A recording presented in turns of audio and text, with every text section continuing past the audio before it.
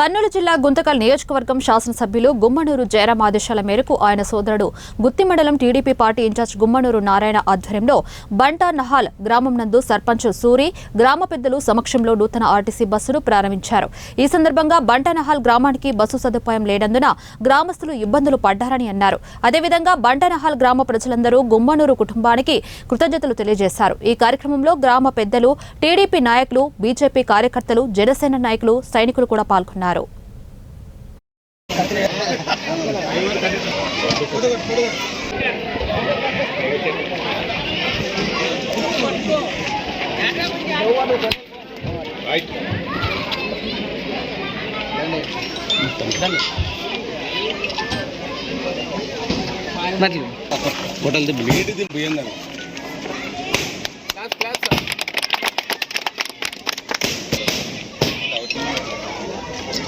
ఈరోజు మన బంటనహాల్ గ్రామానికి మన గుంటకల్ ఎమ్మెల్యే చొలవుతో జయరామన్న ఆదేశాలతో మన బంటనహాల్ చెందిన గ్రామ పెద్దలు సర్పంచ్ ఆధ్వర్యంలో గుమ్మనూరు జయరామన్నను కలిసి అన్న మన బంటనహాల్ గ్రామం నుంచి స్కూల్కి పోయే పిల్లలు చాలా మంది ఉన్నారు, సౌకర్యాలు సరిగ్గా లేవు, మనకి బస్సు వస్తే బాగుంటుందని జయరామన్నకి విన్నవించుకోవడం జరిగింది. సర్పంచ్ ఆధ్వర్యంలో గ్రామ పెద్దలంతా కలిసి దాన్ని అన్న స్వీకరించి వెనకనే అక్కడున్న అధికారులకు ఫోన్ చేసి ఖచ్చితంగా మా బంటనహాల్ గ్రామానికి బస్సు కార్యక్రమం ఖచ్చితంగా పెట్టాలని చెప్పి కోరడంతో అక్కడ వాళ్ళు స్పందించి వెంటనే బస్సు పంపించినందుకు ఆ యాజమాన్యానికి మేము మా బంటనహాల్ గ్రామం తరఫున ధన్యవాదాలు తెలియజేసుకుంటున్నాం.